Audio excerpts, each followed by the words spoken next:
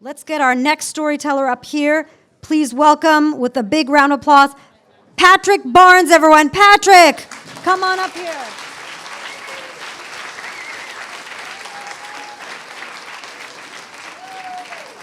Oh, there you are, Patrick. Yay! All right, nice and close. Yep.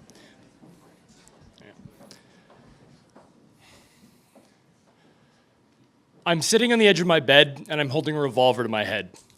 This is my third night in this scenario, technically the fifth if you count the first two nights when I couldn't bring myself to take the gun from my lap and point it at my head. I had no idea it'd be that hard to point a loaded firearm at myself. Anyway, the point is, I'm starting to get into a routine. This is the part of the routine where I take the gun away from my head and put it on my lap and go over my list. See, I don't know what other people do when they're in this situation, but I make lists.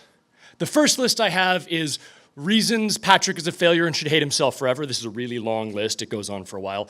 The next list is people I've disappointed. The next list is people who'd miss me if I pulled the trigger.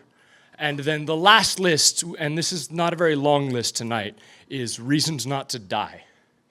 And the piece of this list that has me stuck tonight is when I was growing up, my dad had a saying.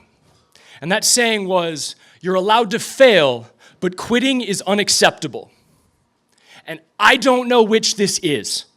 And it's important that I figure it out before I do anything foolish. So after a certain amount of time, I figure out that I'm not going to figure this out tonight. This is not happening. So there will be a sixth night with me in my bed with my gun, but I'm going to go to sleep now. And so I take my gun off my lap and I unload it and I put it away and I lock it in its case because God forbid anybody gets hurt. And I go to bed. And I wake up the next morning and I realized that my first class of the day, because I'm a dance major, I was one of those kids, is a ballet class. And this is problematic for a few reasons, three specifically. First off, I have to wear tights. Second, I'm going to be in a room full of pretty skinny people and mirrors, lots of mirrors. And third, reasons roughly 1 through 100 of that list of reasons Patrick is a failure and should hate himself forever is things I hate about my body. I don't have a six-pack. I have a muffin top. My chest hair grows kind of weird. My arms aren't big enough. My shoulders don't do that really beautiful cap. When I smile, I have a double chin that I hide with a beard most of the time. My medial quad, this one right here, doesn't look like a teardrop when I flex my leg. The normal things. So I tell myself that it's just 2 hours. I can make it through 2 hours of ballet and mirrors. And I do.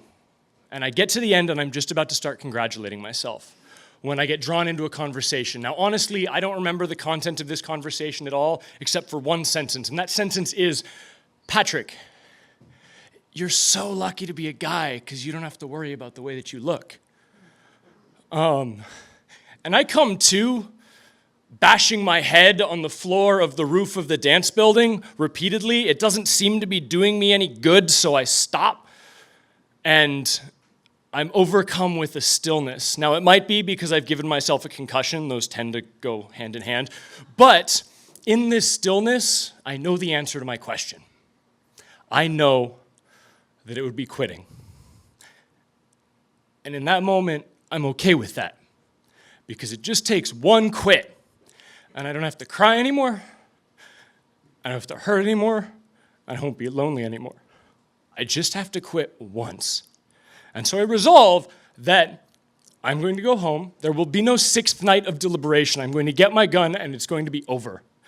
And a very small voice speaks up in the back of my head, and it says, can we go for a walk? I mean, it's a really pretty day. I'd like to go for one last walk. And the voice is right. It's a beautiful day, one of those clear fall days where you can smell the cold in the air and the sun is shining and you can see the Rockies off in the horizon. And I really like walks. So I go for a walk and I find myself in front of a building on campus I've never been to before. And there's a plaque on one of the rooms that says Counseling Center. And that little voice speaks up in the back of my head again and it says, there is a way out. You do not have to quit. This is your way out. And so I walk through the door, and I say to the woman behind the counter, a very friendly-looking older woman who asks me, what can I do for you? I say the 6 most difficult words I've ever said in my entire life. I think I need some help. And on that day, I didn't quit. And with a lot of help, I haven't quit since. Thank you very much.